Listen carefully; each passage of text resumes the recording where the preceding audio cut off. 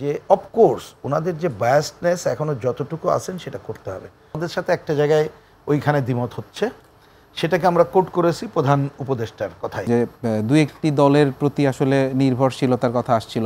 আপনার কাছে কি মনে হয় নিরপেক্ষতার জায়গায় বা নির্ভরশীলতার জায়গায় অন্তর্বর্তী সরকার আসলে কোন দিকে বায়াসড বা আসলে কাদের উপর নির্ভরশীল? আচ্ছা, আপনি ওইটা বললে আমি দুইটা পয়েন্টে একটু রেসপন্স করি, আপনার এই প্রশ্ন এবং সনদের প্রশ্ন। কারণ আমার ধারণা এই আননেসেসারি এই ভুল বোঝাবুঝিগুলো হচ্ছে এবং সেটার জন্য সরকারই জিয়ে রাখছে। আমি পরিষ্কার করে বলি, প্রথম কথা, সরকার তো বায়াসড বটেই। ইউনূস সাহেব দায়িত্ব পাওয়ার আগে ওখানে কে বলে আসলো কারা নাকি তার নিয়োগকর্তা, তো উনি পদত্যাগ করবেন কি করবেন না ওইটা একটা দলের লোক, তার পত্রিকায় দেখলাম বিএনপিরা 4 বার যেতে চাইছে, উনি সময় দেন না, তারা ঘরে ঢুকলো উনি কথা বললেন, তারপরে ওই যে অন্য কথা তো উনি বললেন। তাহলে এইটা দরকার ছিল, যেটা আমি ওই তর্কে যেতে চাচ্ছি না, দরকার ছিল বা এখনও আছে সরকার রাজনৈতিক দলগুলোকে সবাইকে আপনি ইচ্ছা করলে সমমর্যাদা দেবেন, তা আমি বলছি না, স্বাভাবিক আপনি একটা বুঝ করেই কাকে কটুক করবেন আপনি করেন, আমরা এটা জোর করছি না। সেইটা যদি করতে পারতেন এবং নিজেদের নিরপেক্ষ অবস্থান বজায় এখনও সময় আছে রেখে আগান, না হলে এটা আগাইতে পারবেন না। আর এইটা আমরা যতই বলি না কেন, নতুন দল সবাই মনে করে ওদের নিশ্চয়ের দল, আপনি যান জিজ্ঞেস করেন, তাহলে উনাকে বরঞ্চ তার থেকে নিজেকেই কিভাবে প্রত্যাহার করবেন এটা উনার ব্যাপার। এখনো পর্যন্ত এখানে দু একজন আছে ওই ধরনের দলীয়, তারা কিভাবে নিজেদের নিরপেক্ষতা প্রমাণ করবেন তাদের ব্যাপার। না হলে তো পরিষ্কার করে বলি, নির্বাচন হলে নির্বাচন কিন্তু হইতে হবে নির্দলীয় নিরপেক্ষ সরকারের অধীনে, তখন তো আমরা কথা তুলবই। আমি আজকে ওইটা না তুলে বলছি যে অফকোর্স ওনাদের যে বায়াসনেস এখনও যতটুকু আছেন সেটা করতে হবে। প্রসঙ্গক্রমে না বলে পারছি না, যদি এটা আমি বলতে খুব স্বাচ্ছন্দ্য বোধ করি না। আপনি বলেন, ধরেন একটা বৈঠক হয়েছে, বৈঠক নিয়ে আপনার আমার দ্বিমত থাকতে পারে, যৌথ ঘোষণা কেন এক দলের সাথে দিল সেটা নিয়েও কোশ্চেন করতে পারি, তার নিয়ে আমি তর্ক করছি না। কিন্তু আপনি যখন একটা ঐক্যের মিটিংয়ে যান না, তখন তো বাইরে গল্প হচ্ছে যে নিশ্চয়ই ফোন করে তাকে কিছু বলা হয়েছে বলেই তারা গেছে। তা আপনি যে আপনাকে কি বলবো ডিজন করছে এই ধরনের একটা ঐক্য, যেটা আপনি সনদ করতে চান সবাইকে ঐক্য নিয়ে, তাহলে আপনি কি তেল মালিশ করবেন না অন্যভাবে যাবেন? তাতে করে আপনার বায়াসনেস পজিশন তো চলে আসে। আমি বলছি এইটার প্রধান দায়িত্ব সরকারকেই পালন করতে হবে, বুঝতে পেরেছি, তাহলে আপনি করতে পারবেন। আর একটা ছোট্ট করে বলি যে সনদ নিয়ে কথা হচ্ছে না, জি জুলাই ঘোষণাপত্রের বিষয়টা আমি আপনাকে একটু জিজ্ঞেস করি, আপনি তো সাংবাদিক, আপনি আমাকে কি বলতে পারেন এই সনদের নামে কি করবেন? আপনার কাছে কি আছে কোনো স্বচ্ছভাবে জানা? স্পষ্ট এখনো বিস্তারিত জানতে পারিনি। তাহলে আমাকে যদি বলেন, আমি দায়িত্ব নিয়েই কথাটা বলছি, আমিও তো স্পষ্ট করে বলতে পারছি না, কিন্তু তারপর আমার আমাদের সীমাবদ্ধতা নাকি আসলে জানানো হয়নি। আমি বলছি ওই যে যারা করবে তারা এখনো ট্রান্সপারেন্ট করেনি, কিন্তু যদি আইডিয়া থেকে বুঝে থাকে সেইটা ধরে দুইটা কথা বলতে পারি। একটা হচ্ছে এখানে বসে বেহারও বলতে পারবেন, একটা হচ্ছে ওনারা প্রথমে জুলাই ঘোষণাপত্র নামে একটা প্লেস করেছিলেন।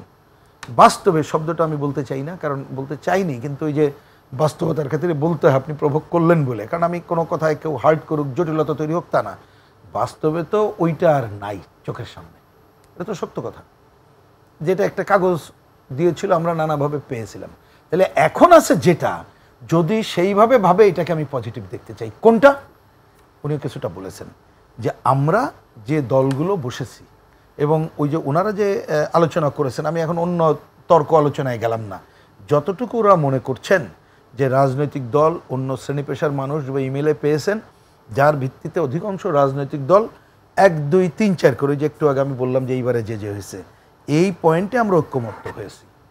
ক্লিয়ার যে আমরা যাতে এ ধরনের গণতান্ত্রিক ফ্যাসিস্টিক ব্যবস্থা ফিরে না আসে, আমরা মনে করি আগামীতে যারা নির্বাচিত হবেন বা ক্ষমতার বাইরেও থাকবেন, তারা উল্লেখিত 1, 2, 3, 4, 5, 6, 7 যে কটা হয় এই কাজগুলো মেনে চলবো বলে আমরা অঙ্গীকার করছি। এগুলোর মধ্যে সিগনিফিকেন্ট কোনটা কোনগুলো? এইটাই তো আমি যদি এবার আমি কাগজে কলমে বলি, ওনারা লাস্ট যে আলোচনা, এই সেকেন্ড রাউন্ডে আলোচনা যে পয়েন্টে তুলছেন, এইগুলো যদি আপনি সিগনিফিকেন্ট মনে করেন, তাহলে এইগুলোকেই ধরে আমরা ধরবো। যে কথার কথা উদাহরণ দিই, আমরা ধরেন একটা ঐক্যমত্যের কথা বলি 70 অনুচ্ছেদ নিয়ে, আমরা এটা ঐক্যমত্য হয়েছি, এটা সব দলই, এখানে কিন্তু কোনো ভেদাভেদ নাই, সবটাই হয় না। যে 70 অনুচ্ছেদে আমরা আগে 70 অনুচ্ছেদ মানে অনেকে হয়তো বুঝবে না, এটা জানার জন্য বলি যে আমাদের সংসদ সদস্যরা তারা দলের বাইরে কোনো কিছু করার অধিকার ছিল না। এখন বলা আছে আপনি আস্থাবোধ এবং অর্থ বিল এই দুইটার ব্যাপারে দলের বিরুদ্ধে যাইতে পারবেন না, এর বাইরে যে কোনো ইস্যুতে আলোচনা করে এটা করতে পারবেন। এটা হচ্ছে গণতন্ত্রের এক ধাপ অগ্রগতিগুলো আমরা মনে করেছি। বিএনপি এর সাথে আরো 2টা যুক্ত করতে চাই, আমরা বলেছি আপনারা ঘোষণাপত্র দিয়েন, সরি মানে কি বলে এটা নির্বাচনী ইস্তেহার দেবেন, ক্ষমতায় গেলে আপনি করবেন। তাহলে ধরে নেন, যদি আমি উদাহরণ দিই, ধরেন একটাই আমি টোকেন উদাহরণ দিলাম, আমরা একটা কাগজে সই করলাম যে জুলাইয়ের গণঅভ্যুত্থানের পরে আর যাতে ফিরে মানে কি বলে যে সংসদ সদস্যরা যাতে তাদের নির্ভয়ে নিজের মত প্রকাশ করতে পারে, এমনকি কথার কথা রাষ্ট্রপতি নির্বাচন হবে, এইটা যদি পাশ করে সংসদ, এটা কিন্তু সংসদ পাশ না করলে আইন হবে না। সংসদ পাশ করলে ধরুন উনি হয়তো পার্লামেন্ট মেম্বার হলেন, উনি যদি মনে করে দলের একজন প্রার্থী বাইরের একজন প্রার্থী, এটা গোপন ব্যালটে হলে উনি কিন্তু ইচ্ছা মতো ভোট দিতে পারবে, ওনার মেম্বারশিপ যাবে না। তো সেটা তো এক ধাপ অগ্রগতি। তো এইরকম ধরনের একটা ব্যাপার ঐক্যমত্য হয়েছে, আরও অনেকের হয়তো ঐক্যমত্য হয়েছে, হবো আপনি সময় দিলে পরে আমি বলতে পারবো কংক্রিট। তাহলে ধরেন এইরকম 1 2 3 4 হলে যতটুকু ঐক্যমত্য 100%, তা আমরা বলবো যে এই পয়েন্টে ঐক্যমত্য হয়েছে, আমরা এখানে স্বাক্ষর করি বা বললাম যে আমরা ক্ষমতায় গেলে এবং ক্ষমতার বাইরে থাকলেও এইটুকু আমরা পালন করব।